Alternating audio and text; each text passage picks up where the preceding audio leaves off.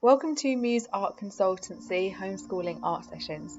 Today we are going to be doing the first stage of a nature journal by looking at leaf painting. We are going to be embedding with our leaves on our pages. And embedding basically means to camouflage something into your page. So you're going to choose a leaf, any leaf that you think looks interesting that you can find in your garden or on your walk. You're going to think about where you're going to place it on your page, and you're going to rip it in half and stick half of it down.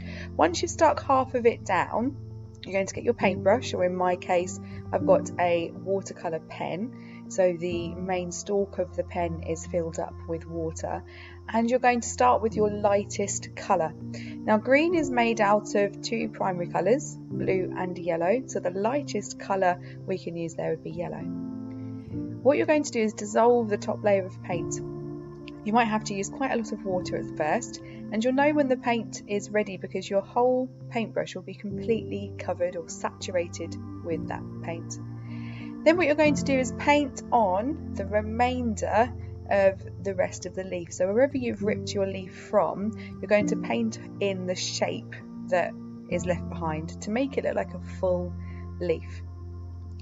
You may have ripped off the corner, you might have ripped it in half like I have, but you're just going to paint on a base of yellow to complete the shape. And when you're painting, try and paint with nice slow brush strokes to create a nice smooth layer. And when you're using a watercolour pen, you have to squeeze it a few times to let some water out to clean the brush. If you're using a normal paintbrush, obviously just give it a little clean in between applying more paint. So the next thing I'm going to do after I've added yellow is start to add some green to the top of that yellow.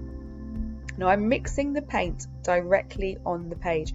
I'm not mixing it in a palette first, I'm mixing it directly on the page because I'm trying to match the colour next to where I'm painting. So I'm trying to match the colour of the leaf. I'm trying to match what I'm embedding. So that means you need to really observe the colours that you can see.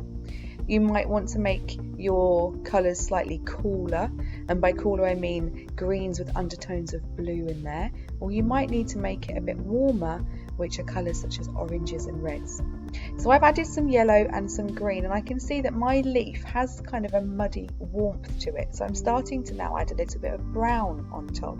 Now you might have to add quite a few layers of paint to get the correct colour matching, or you might be quite lucky and get it quite quickly if it's an easy colour to mix.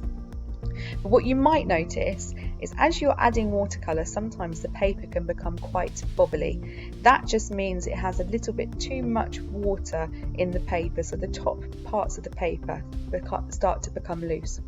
If that happens, just let those layers dry for a moment, and then you can go back in to start adding some more colours to your paints.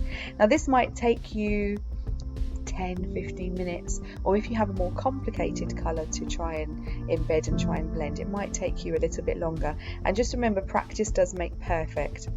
So you might be thinking, oh my goodness, this colour looks nothing like the leaf I'm working from, and you might just have to keep adding some more blues, some more greens, even some browns to try and accurately match the leaf that you're embedding from.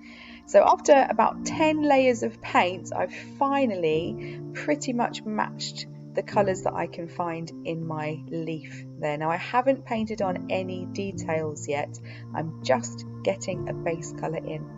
And when you're embedding, it's important to also paint ever so slightly over the edges of the thing that you are embedding from. So in this case, I'm adding some of my paint slightly to the leaf to try and create quite a seamless flow of colour.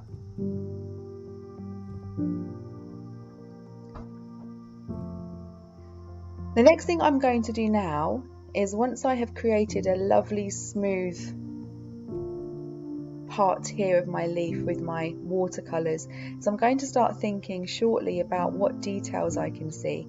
What does the edge of my leaf look like? Is it smooth? Is it spiky? Do they have big teeth on them, so big triangular parts or smaller triangular parts? And you're going to try to start using your paintbrush to create those effects that you can see.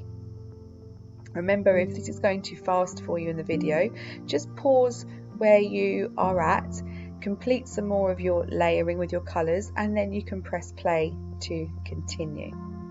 It's always important to make sure you keep your paintbrush clean in between colours, and make sure that you always have a clean pot of water, because obviously if your paintbrush is dirty and you're cleaning it in dirty water, you're just going to keep adding that murky water to your page. So you might have to change your water a few times when you're doing an activity with paints, just to make sure you are really getting a nice clean paintbrush each time.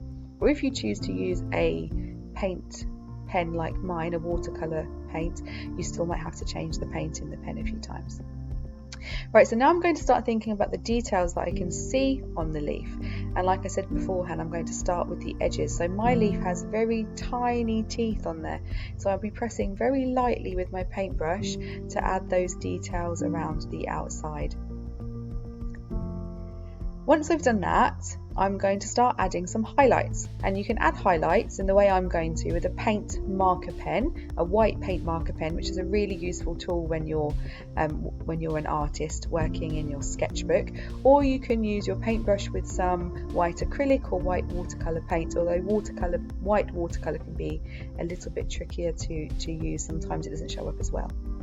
So with this white marker paint pen I'm using, I'm going to start adding the details of the really finer lines I can see on my leaf. I might have to press my pen down a few times to loosen the paint, and then I'm going to start to draw on the details I can see, remembering to add detail to the actual thing you're embedding as well. So in this case, I'll be drawing onto the leaf as well to camouflage my painting from the leaf. So I'm really happy with what I've got here now. The leaf that you can see there is fully embedded with the colour tones, with the details as well. And now I'm going to start working on my background. Blue is always a lovely colour to use in a background, because blue actually works as an optical illusion, and it brings whatever you're painting in front of it forward. It makes it kind of pop out a little bit. So I'm starting to paint in some other leaves behind it.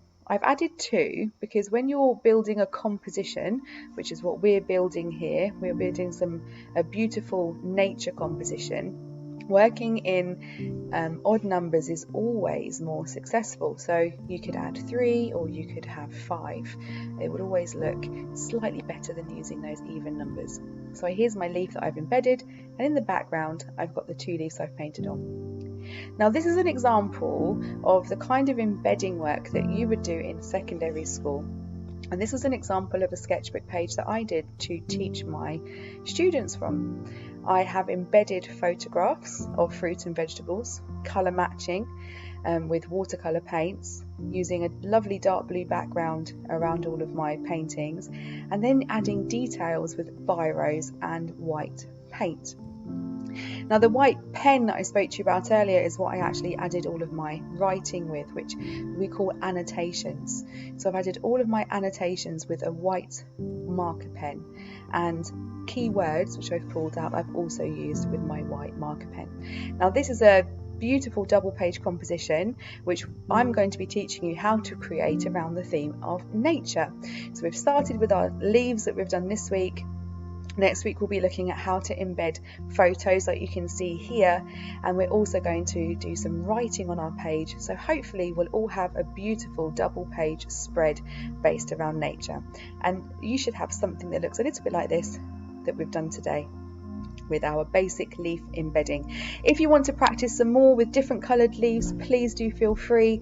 You can add some more leaves to those pages as well, if you want to practice your blending and your embedding skills. Good luck. I hope that you have enjoyed today's session, and I look forward to you joining us next week when we continue with some nature embedding work. Thank you for coming. Thank you for watching. Bye.